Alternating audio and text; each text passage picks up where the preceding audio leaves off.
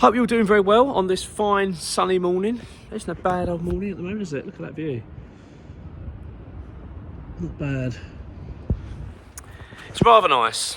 Rather nice. And it's always nice as well, isn't it, after West Ham signed a player. We've actually signed a player. I'm really pleased. I'm very, very pleased. It feels like a bit of relief, actually, in terms of West Ham actually showing they can go out and get a deal done.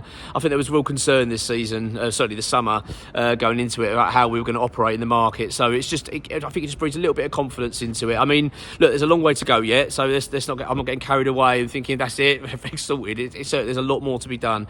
They've still got to show that they can go and get the bigger players as well that we were talking about. I'm going to come to that in a minute. But I've got to say, I'm really impressed with that Diouf. I think in terms of how he's come across, he looks... I don't know if you've seen it. He's done an interview, I think Rob Pritchard, on the official West Ham website. It's on the official YouTube.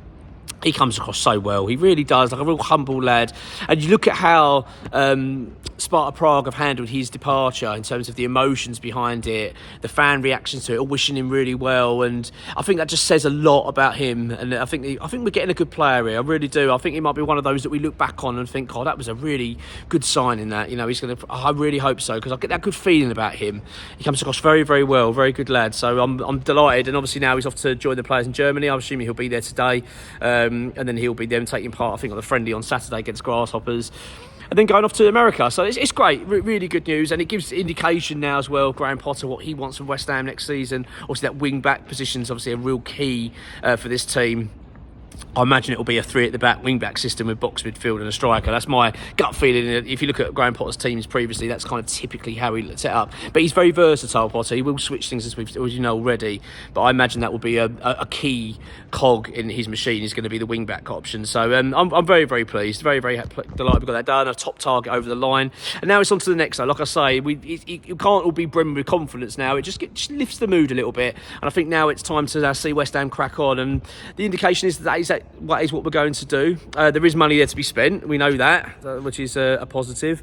I think there's a real importance as well that we keep players being sold. Keep selling players. That is massive. We want to keep this rolling. We don't want to be stopping at any point now. We want to keep this momentum going. So I think I get the feeling Emerson's going to be likely to be the next one out. He isn't with the team at the moment. I think West Ham are trying to get a deal done. There's reports that we have had a couple of bids in. The players actually turned one down, but West Ham are very confident something's going to happen soon. So I get the feeling that's not too far away now, which would be nice to see. I mean, don't get me wrong, I like Emerson. He's been a good servant for West Ham, but I want to see this get done because we want to crack on. Obviously, Agurd as well is one that I really want to see get done because he doesn't want to be at the club. I know he's with the team at the moment. He's out in Germany. But the reports getting still that he still very much wants to move on. He doesn't want to. I don't think he wants to stay in England. That's his thing. It's not as if he hates West Ham. He just wants to get out of England. Doesn't like the Premier League. Wants to move on. So we need to get that done.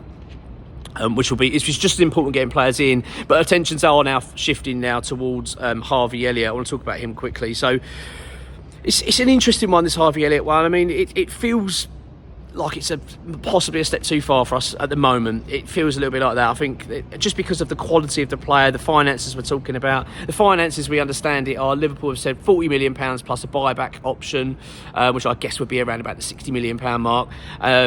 Possibly 70, that's what I'd be pushing for, or £50 million, and there's no clause in the contract at all. West Ham aren't going to be forking out £50 million. We're going to have to try and negotiate, I think, lower than the 40. So it's a big move, but we are in for him. West Ham, we understand it that he is a top target for Graham Potter. He really wants to try and get this deal done. So the next few days are going to be very interesting to see how West Ham handle it. I just want to see how we go about our business now. This is going to be a real indicator. If West Ham really mean business and really want to get this player done, we need to go in for a very serious bid, because I mean, what it would do, wouldn't it, to get someone like that over the line? Now, I'm not holding my breath. I want to make it clear. I'm not sitting here confident thinking we're going to get that done. I'm not at this stage.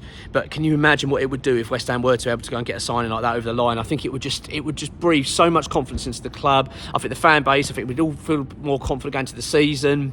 And I think it'll just be a real feel-good factor about the club again, and we need it. We really need that lift going into the season after such a torrid one last year. So yeah, I'm going to just wait and see. Let's just wait and see how West Ham handle it. We understand it. We are in talks with Liverpool. Tyler Moore was also another player of interest.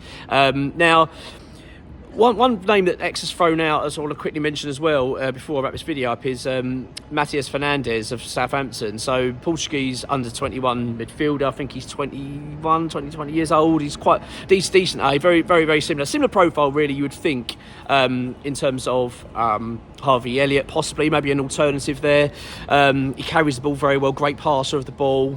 Switches play up lovely. He's great. Gets stuck into challenges. I really like him. I was very impressed with him last season. I believe he was their player of the season last year for Southampton.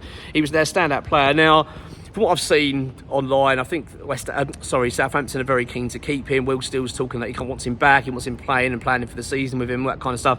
But I'm not convinced they'll keep him. I think he's such a quality player.